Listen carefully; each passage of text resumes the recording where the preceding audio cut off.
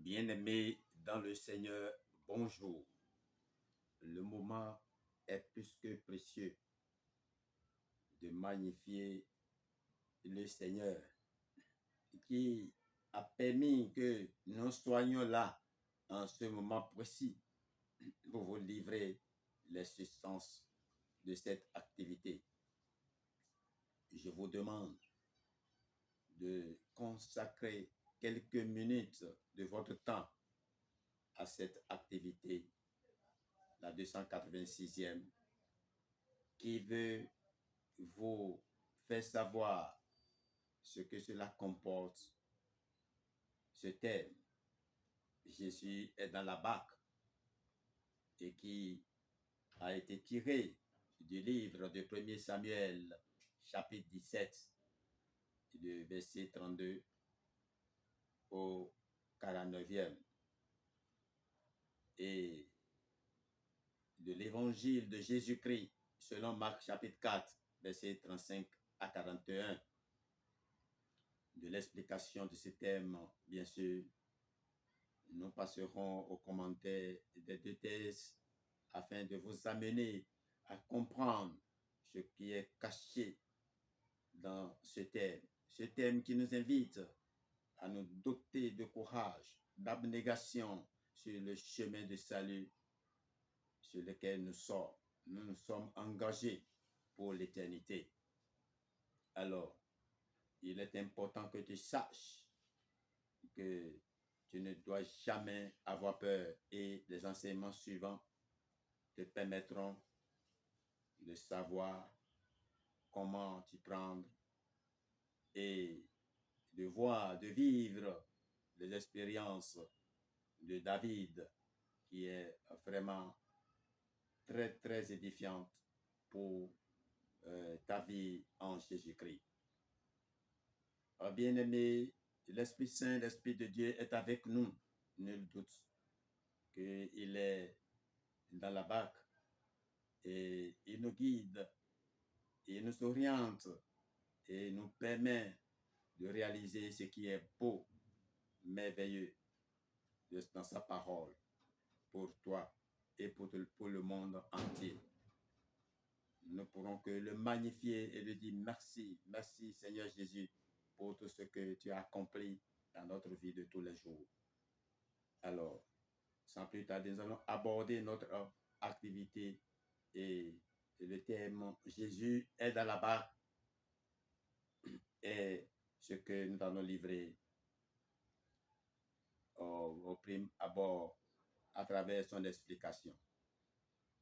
Bien-aimé, je sais qu'il est écrit, je vais citer, pour vos frères, comme Isaac, vous êtes enfants de la promesse. Et de même qu'alors, celui qui était né de la chair persécutait celui qui est né selon l'esprit, ainsi en est-il encore maintenant. Galates, chapitre 4, versets 28 à 29. Si vous êtes enfants de promesse, vous êtes des élus de Dieu, et il vous a été recommandé ce qui suit. C'est pour la liberté que Christ nous a affranchis. Demeurez donc fermes et ne vous laissez pas mettre de nouveau sous le joug de la servitude. Galates chapitre 5, verset 1. Notre combat, bien-aimé, est celui de la liberté. Et le roi David a été un exemple à suivre pour sa victoire sur Goliath. Vous en saurez davantage dans les commentaires. Il a fait preuve de cet esprit de courage et de puissance qui nous a été donné pour vaincre. La parole de Dieu dans la Bible nous dit que vous avez reçu un esprit de courage, d'amour et d'enthousiasme, et non un esprit de timidité, de lâcheté ou de défaitisme. Voir 2 Timothée chapitre 1 verset 7. Il a été ainsi fait pour que nous n'ayons plus peur. Jamais. car la peur, ce sentiment d'angoisse que nous éprouvons face à un danger ou un danger réel ou imaginaire, est une arme utilisée par l'ennemi pour nous accabler et nous ralentir dans notre vie chrétienne. Mais Jésus l'a vaincu. Voir Colossiens chapitre 2, verset 15. Comment faut-il procéder, bien-aimé dans le Seigneur, pour ne plus avoir peur? Cette peur qui nous met en déroute sur ce chemin. Nous devons la bannir complètement. Comment faut-il alors agir? Je voudrais vous rassurer, vous dire qu'il n'y a ni paix ni bonheur pour l'homme tant qu'il n'a pas effacé toute crainte de son âme. La peur empoisonne l'esprit et le corps. L'imagination se déchaîne, ce qui provoque le désastre et la maladie. Ainsi, elle paralyse, nourrit le doute et tue le projet de Dieu en vous. Pour s'en libérer, il faut tout confier à Christ en nous. L'homme doit à chaque instant s'assurer, bien-aimé, qu'il est dirigé par la foi et non par la crainte. Il faut vous éloigner de votre peur et tourner vers Dieu. Pour cela, vous devez méditer la parole et prier Dieu au sujet de votre peur. Voilà ce qui est important de faire. La parole contient des centaines de « n'aie pas peur ». L'affirmation la plus connue dans la Bible est « n'aie pas peur, car je suis avec toi ». Genèse chapitre 26, verset 24. Nous ne sommes jamais seuls. Jamais. Dieu connaît nos fragilités et nos peurs et il est prompt à nous rassurer. La parole de Dieu nourrit notre foi. L'Esprit de Dieu nous pousse et nous porte. Il nous permet du moins de sauter les murailles, de traverser les tempêtes et de franchir les montagnes. Avec lui, vous ferez d'exploits. Voir Psaume chapitre 18, verset 30. Fortifie-toi et prends courage. Ne sois pas effrayé ni épouvanté, car l'Éternel ton Dieu est avec toi, où que tu ailles. Josée chapitre 1, verset 19. Si nous craignons Dieu, alors nous n'avons pas besoin d'avoir peur de quoi que ce soit ou de qui que ce soit, même du diable. Sans la crainte de Dieu, vous aurez immanquablement peur de beaucoup d'autres choses. En effet, la Bible dit, celui qui craint l'Éternel possède un puissant appui et ses enfants ont un refuge auprès de lui. Proverbe chapitre 14, verset 26. Bien-aimé, je voudrais te rassurer que soyez rassurés, bien-aimés, que ce que nous venons de dire au sujet de ce thème, de l'explication de ce thème, est très important pour que nous puissions maintenant aller vers les commentaires qui viendront renforcer notre connaissance pour permettre de mieux comprendre ce thème. Alors, le livre de 1 Samuel chapitre 17, verset 32 à 49, nous permet de savoir ce qui suit. Ce qui vous permet de savoir le comportement de David, comme je l'avais annoncé dans l'explication du thème. Bien-aimé, David se présente devant Saül et lui fait part de son projet. Tu n'es pas capable, répond d'abord celui-ci. Impressionné toutefois par la résolution et la ferme confiance du jeune homme, il se déclare prêt à lui venir en aide. Voici son armure.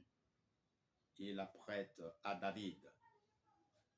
Mais embarrassé, paralysé dans ses mouvements, ce dernier ne peut pas s'en servir.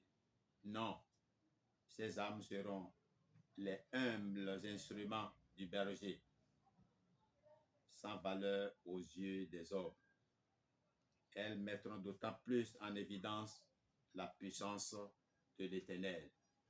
Cette armure de Saül nous parle de tous les secours et précautions de la sagesse humaine.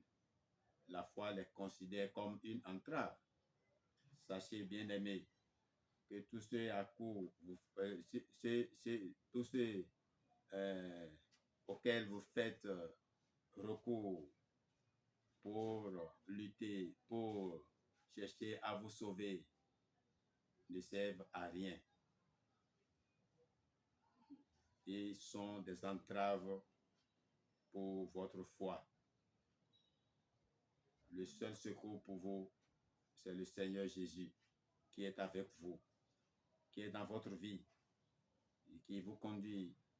Il suffit de lui ouvrir votre cœur. C'est très important. Bien-aimé, David, formé par Dieu dans le secret pour le service auquel il était destiné, comme l'ont été tant de serviteurs et Jésus lui-même à Nazareth, David paraît maintenant en public, prêt au combat. Et pour démontrer la puissance de l'Éternel, il raconte une expérience de cette école du désert. C'est très important à savoir. Il a tué sans témoin un lion et un ours, délivré une brebis. Nous pensons à un autre berger mettant sa vie pour ses brebis, les délivrant du cruel adversaire. Jean chapitre 10, verset 11, 17, Jean chapitre 10, verset 11, 17, chapitre 17, verset 12 et 18, chapitre 8 à 9. Valeur immense d'un seul agneau pour le cœur de ce bon berger. Une nouvelle fois, le Philistin sort des rangs avec sa provocation. Mais qui donc vient à sa rencontre? Est-ce là le champion que lui oppose Israël? Un tout jeune homme avec ses armes dérisoires, un bâton et une fronde de berger? Se moque-t-on de lui? Il toise de haut en bas ce misérable adversaire, indigne de se mesurer à lui, et l'insulte avec mépris. Mais David est sans émoi, lui qui pourra écrire, je cite, l'Éternel est la force de ma vie, qui pourra m'effrayer. Psaume chapitre 27, verset 1 à 2. D'un geste sûr, la pierre est lancée. Elle pénètre dans le front du géant qui s'affaisse. David court et lui tranche aussitôt la tête avec sa propre épée. Alors, ce sont les cris de victoire dans le camp d'Israël, la confusion et la déroute dans celui des Philistins. Scène mémorable. Elle illustre la puissance de la foi, cette foi qui permet aux croyants de remporter à genoux de semblables victoires. Mais nous savons qu'elle a une portée infiniment plus grande. Type de Christ, David a triomphé de Goliath, figure de Satan, en utilisant sa propre épée, la mort, pour combattre. Par la mort, Jésus a rendu impuissant celui qui avait le pouvoir de la mort, c'est-à-dire le diable. Hébreux chapitre 2, versets 14 à 15. C'est la victoire de la croix, inépuisable sujet de la louange éternelle. Et nous devons louer l'Éternel, éternellement d'ailleurs. Et le livre de Marc, chapitre 4, verset 35 à 41, nous permet de savoir que pour passer à l'autre rive, c'est-à-dire pour assurer la périlleuse traversée du monde, comme les disciples, nous ne sommes pas seuls. Dans la barque, le Seigneur était avec eux. Verset 36. Il est encore avec nous tous les jours de notre vie. Et il a bien dit, je ne vous laisserai pas orphelins, je viendrai à vous, car je vis et vous vivrez aussi. Jean chapitre 14, verset 18 à 19. Il est toujours le même, qui est celui-ci, demandent les disciples. Le même qui a rassemblé le vent dans le creux de sa main, serré les eaux dans un manteau. Proverbe chapitre 30, verset 4. Bien-aimé, notre Seigneur est très puissant, mais combien l'homme est un être petit et faible. S'il se trouve en présence des éléments naturels plus puissants que lui, il est effrayé. Et il ne l'est pas moins devant la puissance de Dieu, même lorsqu'elle opère en sa faveur. Dans ces circonstances, le Seigneur a voulu apprendre à ses disciples et à nous aujourd'hui que nous ne devons pas nous laisser effrayer par les circonstances que nous rencontrons sur notre route au travers de la mer agitée de ce monde, car Jésus est avec nous selon sa promesse. Si Dieu permet que nous rencontrions des difficultés insurmontables à nos yeux, bien entendu, c'est afin de nous apprendre ce que sont sa bonté, son amour, sa puissance, toujours actif en faveur des siens et à la disposition de la foi.